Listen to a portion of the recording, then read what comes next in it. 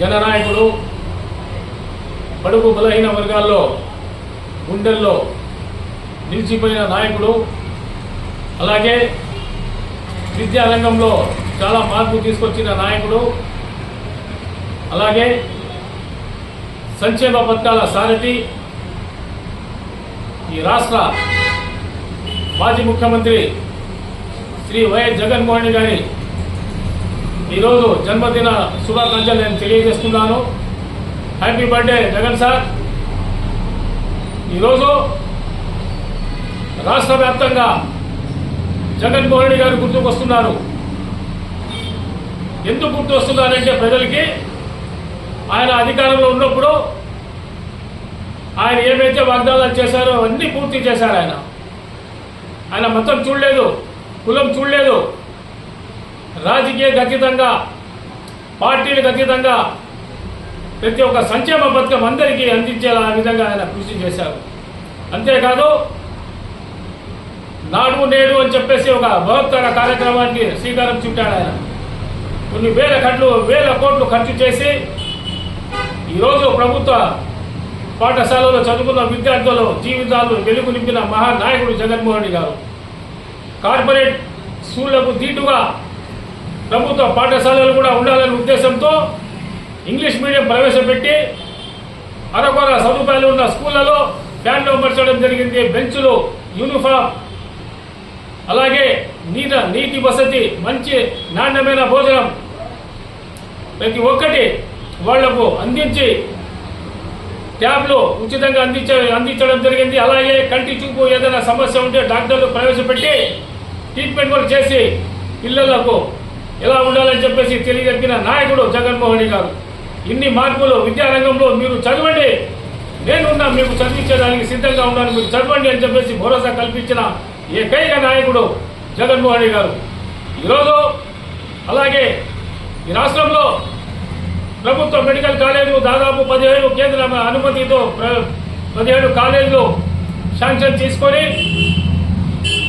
వాళ్లకు నిధులు కేటాయించి 17 కాలేజీలు కూడా పనులు ప్రారంభించి 4-5 కాలేజీలు 90% పూర్తి అయిన తర్వాత కూడా ఇంకా కొన్ని కాలేజీలకు పనులు ప్రారంభిస్తూ ఉంటే ఈ కూటమి ప్రభుత్వం వచ్చిన తర్వాత ఈ 17 కాలేజీలు ఎక్కడ పూర్తి అయితే జగన్మోహన్ రెడ్డి గారికి మంచి పేరు వస్తుందనే ఉద్దేశంతో ఈ కూటమి ప్రభుత్వం అడ్డుకొని పీపీపీ అని ఒక సరికొత్త నినాదంతో, సరికొత్త పేరుతో ప్రజలకు తప్పుదో పట్టిస్తున్నారు.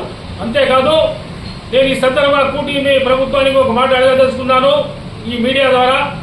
అయ్యా, ప్రభుత్వ మెడికల్ కాలేజీలకు స్థలం ఎవరిస్తారు? ప్రభుత్వం ఇస్తుంది.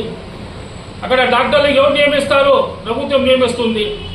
స్థలం ప్రభుత్వానిదే, డాక్టర్లు ప్రభుత్వం నియమించిందే. కానీ ప్రైవేట్ వ్యక్తులకి పెత్తనం, ఇది ఎక్కడి న్యాయం అండి? స్థలం ప్రభుత్వానిదే, ఉద్యోగస్తులు భర్తీ చేసేది ప్రభుత్వం, కానీ వాళ్లకు అజమాయిషి, వాళ్ళపైన పెత్తందారితనం ప్రైవేట్ వ్యక్తులుగా. గతంలో ఉమ్మడి ఆంధ్రప్రదేశ్లో ఇలాగే నెదురుమల్లి జనార్దన్ గారు ముఖ్యమంత్రి ఉన్నప్పుడు ఇలాగే కొన్ని ప్రైవేట్ కాలేజీలు అనుమతి ఇస్తే రాష్ట్ర వ్యాప్తంగా ఆందోళన చేపట్టారు ప్రజలు, విద్యార్థుల తల్లిదండ్రులు. ఆయన ముఖ్యమంత్రి పదవికి ఇసురు వస్తుందని చెప్పేసి ఆయన ఏదైతే ప్రైవేట్ పరం చేయాలనే ఉద్దేశంతో వెనక్కి తీసుకోవడం జరిగింది.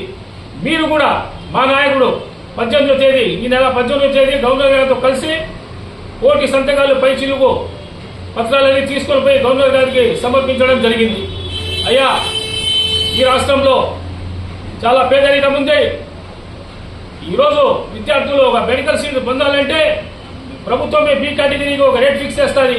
దాదాపు 70-80 లక్షలు 5 సంవత్సరాలకు అవుతుంది. అలాగే సి కేటగిరీలో ఒక సీట్ కొనాలంటే సంవత్సరానికి 14 లక్షలు ఇవ్వాల్సి వస్తుంది. ఎక్కడి నుంచి వస్తారు ఇవన్నీ విద్యార్థులు? ఇలాంటి మంచి ఉద్దేశంతో మా నాయకుడు ప్రవేశపెడితే ఈ కూటమి ప్రభుత్వం దానికి అడ్డుకొని పీపీపీ అనే కొత్త పేరుతో ఇవి ప్రైవేటు పరం చేయాలని ఉద్దేశం చూస్తున్నారు. దయచేసి ఈ కూటమి ప్రభుత్వానికి విజ్ఞప్తి చేస్తున్నా, ఏదైతే మీరు ప్రైవేట్ చేయాలనే ఉద్దేశంతో మెడికల్ కాలేజ్ అందువల్ల దానికి వెనక్కి తీసుకోండి. ప్రభుత్వమే మీరే కట్టండి. ఎక్కడ మీరు కడితే మా నాయకుడికి పేరు వస్తున్న ఉద్దేశంతో మీరు చేస్తున్నారు. అలా కాదు, మీరు ఖచ్చితంగా 17 కాలేజీలు గవర్నమెంట్ నిర్వహించాలా. అంతెందుకు, మీకు కేంద్రంతో మీకు భాగస్వామ్యం ఉంది. కేంద్రంతో కొట్లాడి నీళ్లు తీసుకురండి.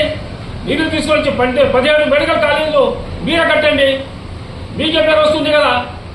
ఎందుకు మీరు టీపీపీ అని కొత్త నినాదంతో ప్రజలకు మభ్యపడుతున్నారు? అలాగే ఇటీవల ఈ ఆంధ్రప్రదేశ్ ముఖ్యమంత్రి చంద్రబాబు నాయుడు గారు మొన్ననే కలెక్టర్ కాన్ఫరెన్స్లో ఒక మాట అన్నారు. కలెక్టర్ కాన్ఫరెన్స్లో, ఈ రాష్ట్రంలో నేను చాలా పథకాలు ప్రవేశపెట్టా, కానీ ప్రజలు సంతృప్తిగా లేరు, ఎక్కడో లోపం ఉంది, అది సరిదిద్దుకోవాలని చెప్పేసి కలెక్టర్లకు ఒక హితబోధ పలికారు ఆయన. అలాగే కార్యకర్తలు కూడా మీరు ప్రజల్లో పోవడం లేదు, మా కార్యక్రమాల గురించి చెప్పడం లేదు, ప్రజలు ఇంకా ఏం కోరుకుంటారని చెప్పేసి మాకైతే అర్థం కావడం లేదు అని చెప్పి సాక్షాత్ ముఖ్యమంత్రి గారే ఆయన పరిపాలనలో ప్రజలు సంతృప్తిగా లేదని చెప్పేసి సాక్షాత్ ముఖ్యమంత్రి గారే ఒప్పుకుంటున్నారు.